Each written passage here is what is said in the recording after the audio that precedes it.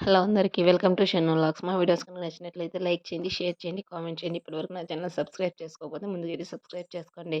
ఈరోజు అయితే గోధుమ పిండితో అయితే స్వీట్ అయితే చూపిస్తున్నాను. స్వీట్ అంటే బిస్కెట్ లాగా అదైతే స్టోర్ కూడా చేసుకోవచ్చు. చిన్న పిల్లలకు కూడా చాలా హెల్దీ. ఇక ముందుగా అయితే ఎలా చేసుకోవాలో చూసేద్దాం. ముందుగా అయితే ఒక గ్లాస్ అయితే షుగర్ అయితే తీసుకున్నాను. అదే గ్లాస్తో పాలు కూడా తీసుకున్నాను. కొద్దిగా వేడి చేయాలి చక్కెర కరిగే వరకు. అలా చక్కెర కరిగితే సరిపోతుంది. ఎక్కువ ఉడకాల్సిన అవసరం లేదు. చక్కెర కరిగిపోయిన తర్వాత సైడ్కి అయితే పెట్టేసుకోవాలి. సైడ్కి పెట్టేసుకొని ఒక బౌల్ అయితే తీసుకోవాలి. ఒక బౌల్లో వచ్చేసి పాలైతే చక్కెర కరగపెట్టుకున్న పాలు ఉన్నాయి కదా, ఆ పాలు అందులో వేసేసి ఇందులో కొద్దిగా నెయ్యి అయితే వేస్తున్నాను. నెయ్యి మీ ఆప్షనల్, ఇష్టం ఉంటే వేసుకోవచ్చు, లేకుంటే స్కిప్ చేసేయచ్చు. ఇలా నెయ్యి కరిగిపోయిన తర్వాత ఇందులోనే ఒక కప్పు గోధుమ పిండి అయితే వేసుకుంటున్నాను. మైదా పిండితో కూడా చేసుకోవచ్చు.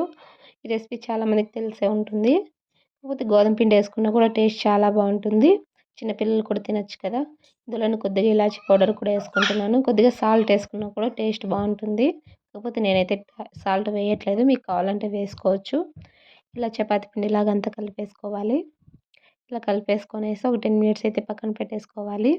తర్వాత చపాతీలు రుద్దుతాం కదా, అలాగా చేసుకొనేసి చపాతీలాగా రుద్దుకోవాలి.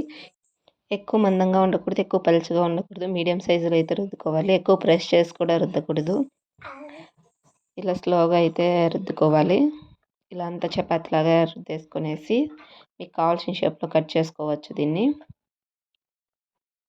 ఇలా నిదానంగా రుద్దుకోవాలి. ఇలా నచ్చిన షేప్లో అన్ని పీసులా కట్ చేసుకోవాలి. నేనైతే దీంతో కట్ చేస్తున్నాను. కావాలంటే చాక్తో కూడా కట్ చేసుకోవచ్చు.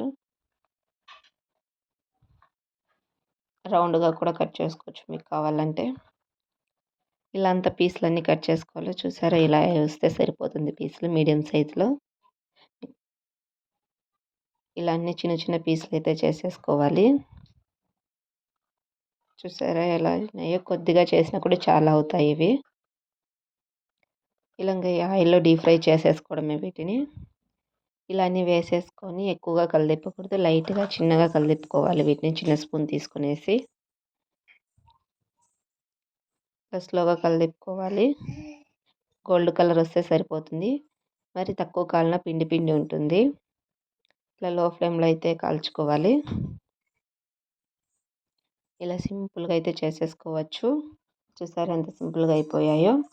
చిన్నపిల్లలు చాలా బాగా తింటారు, హెల్త్కి కూడా చాలా మంచిది. పెద్దవాళ్ళు కూడా చాలా ఇష్టంగా అయితే తింటారు వీటిని. చాలా సింపుల్గా అయితే చేసేసుకోవచ్చు. ఈ వీడియో మీకు నచ్చిందని అనుకుంటున్నాను. నచ్చితే లైక్ చేయండి, షేర్ చేయండి, కామెంట్ చేయండి. ఇప్పటివరకు నా ఛానల్ సబ్స్క్రైబ్ చేసుకోకపోతే ముందుగా అయితే సబ్స్క్రైబ్ చేసుకోండి. Thanks for watching.